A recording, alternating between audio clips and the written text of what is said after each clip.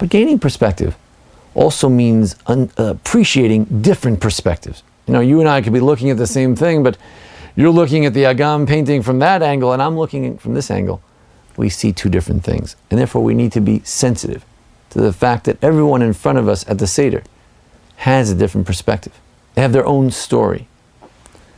For a scholar can best relate to Pesach in terms of, what does it tell me about the laws? And therefore the scholar, the wise son, he wants to know, what are some of the laws that come out of this story? Forget about stories. I'm not interested in storybooks. I, as a scholar, I'm interested in, what are the laws of Pesach? I want to know the details. I want to know the intricacies. I want to know the differences between one law and the next. And that's why for the scholar, we need to appreciate his perspective, her perspective, that maybe it's the laws that would be most interesting. For many, simple son, others, most of us, story is what really gathers our attention, draws our attention. So it's a story we need to tell. And then we need to appreciate the perspective of the outsider, the Rasha, the wicked son. He too is part of the story. There were wicked people in Egypt as well. Some of them may have remained in Egypt because they didn't want to get out. They didn't appreciate the message of Moshe and God himself. This too is part of the story. To help us people appreciate and understand, where would I fit into that story? Would I be with those who were staying back in Egypt? Or would I be marching forward with Moshe? Appreciating where we might be in that journey ourselves is part of that special perspective we need to gain. What role would I be cast in if I was put back in the Exodus story? We mentioned last week that the perspectives of Pesach are very many. As a matter of fact, as many as there are people in the world, that's how many perspectives there are. Because chayav adam lirot atzmo ki'ilu hu yatzam mitzrayim, as we mentioned last week, quoting the Sfat Emet, the great Ger Rebbe. The idea is that every person needs to see themselves as if he or she went out of Egypt, and to gain their personal perspective, how have I gone out of Egypt? What is my personal exodus? That too means gaining personal perspective on what the exodus means. What troubles have I gotten myself out of? What progress have I made in life? How can I look back at my history and see today as progress in that sense? And how can I look toward my future and say that my journey's not over? My road and path that I'm on will lead me to bigger and greater things. And I just need to be patient. Perspective. Some people look at the Jewish people at any point in our history. They could have said, the Jewish people, no chance. Religion, religiosity, the Torah, the commandments, it's not part of the vision of the future. The future will be about technology. The future will be about power and powerful nations in the world. And the Jews will fall away by the wayside. That could be a perspective. But from another perspective, the Jewish people are such a treasure. We're not going anywhere. Even masu avonim haytal rosh pinah. There's a verse in the Psalms of Thanksgiving which we say Seder night. Here in Anshe Sfard, Beth Elemeth, we say it in the synagogue both at night and during the day on the first 2 days of Pesach. The Hallel, the Psalms of Thanksgiving. And there it says that there was a stone.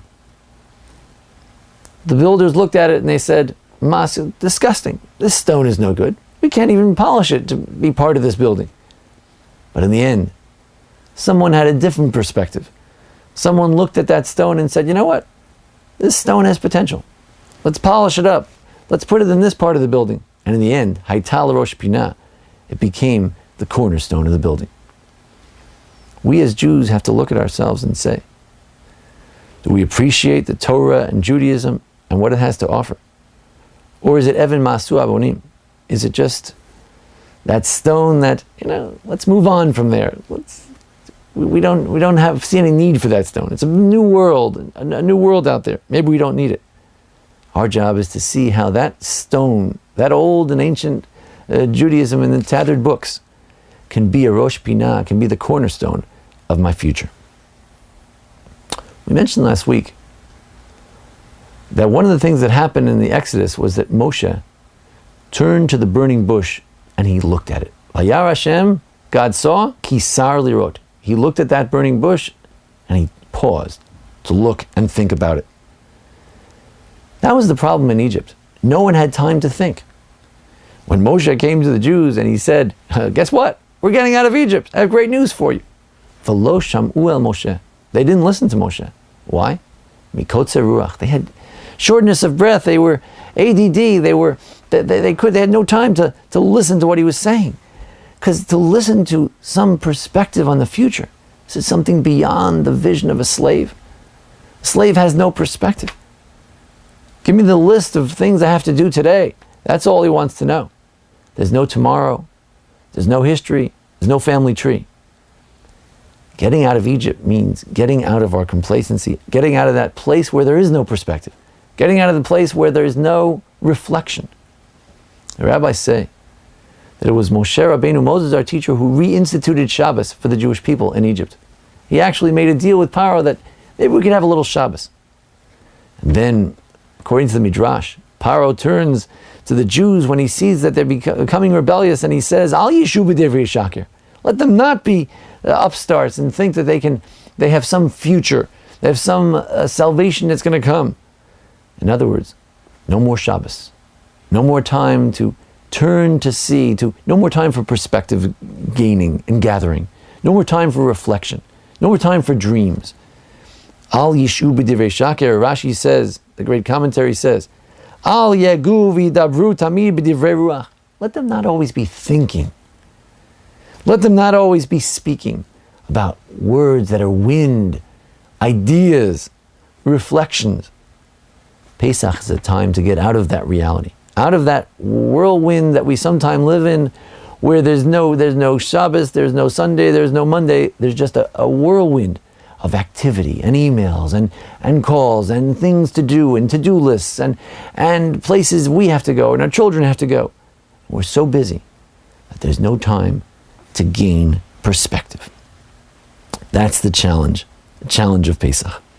In the words of the Gemara in Moed Katan 5a, Hey Amud Aleph, it says as follows: Kol hasam orchotav ba'olam hazeh zoche v'ro'eh b'yishuato shel HaKadosh Baruch Hu.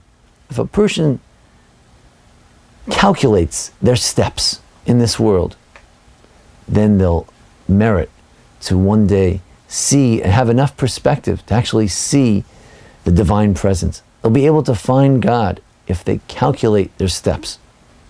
How often do we have time to calculate our steps, to think about our next step, to think about where our last step was and where we're going? This is the hitbonenut. This is the thinking. This is the perspective gaining that we want to get through getting out of Egypt, through reliving this exodus from chaos, exodus from a lack of perspective, exodus from a lack of reflection, exodus from a life that has no perspective, has no reflection, has no past, has no future. That's the perspective we want to gain. When Reb Nachman said to his servant, he said to him, what does a slave do when he gets out of Egypt and when he has gold and silver?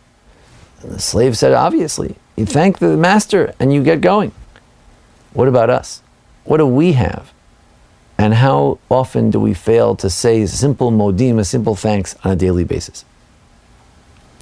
This notion of perspective gathering can also help us explain the famous passage we all know from the Haggadah. It's actually one of the latest insertions in the Haggadah of all the various passages. The famous song of Dayenu, Dai Dayenu. The song of Dayenu could be said to help us gain perspective. It accomplishes the same thing that we began with. The notion that the story has to start from one point that had a derogatory aspect and go to another point that's more positive. We need to use contrasts, the relationship between today and yesterday, today and tomorrow, and use those relationships to appreciate where we are today.